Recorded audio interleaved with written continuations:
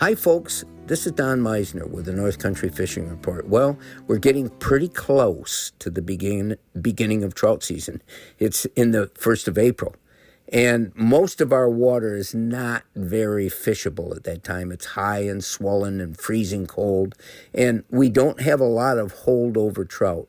But here's a tip I have for all of you that want to get into trout fishing. You may have never done this before, and it's a complete different type of fishing because you find yourself in a complete different type of water.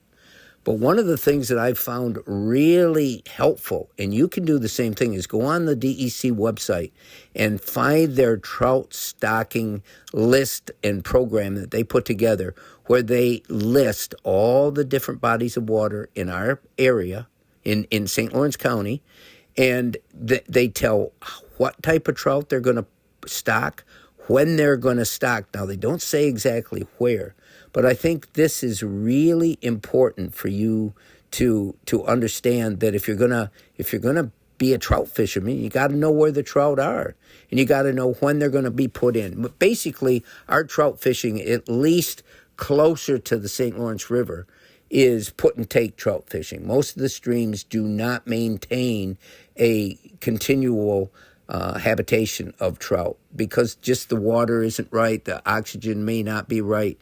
What this really does help you. Then the other thing that you really need to understand is once you find out what streams are going to stock, it's kind of important to find out where the stocking truck goes. And here's why that is.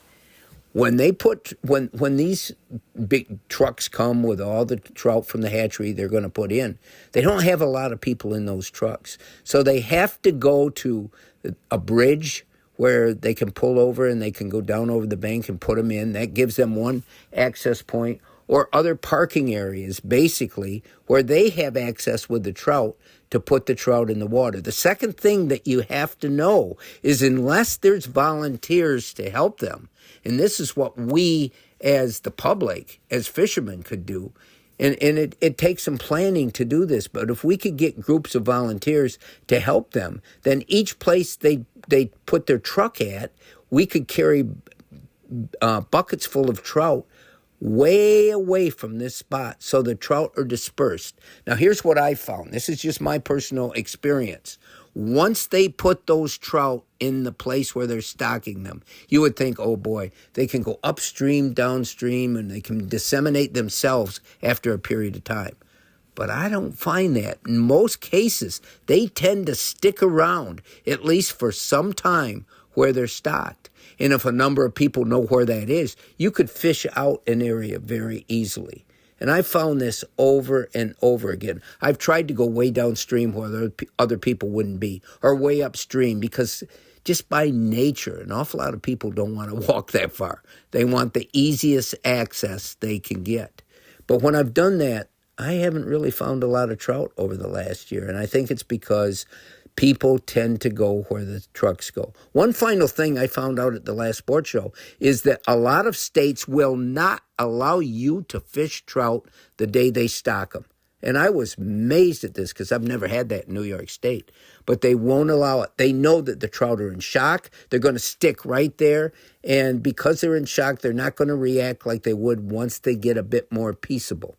In other words, they're going to maybe strike out at anything because they're all confused. So what they do is they make it so that you can't start fishing that area until, at the very minimum, the next day. It's interesting. It's really, I'm always learning new things about our fishing programs, and that's one of them. Until next time, folks, this is Don Meissner with the North Country Fishing Report.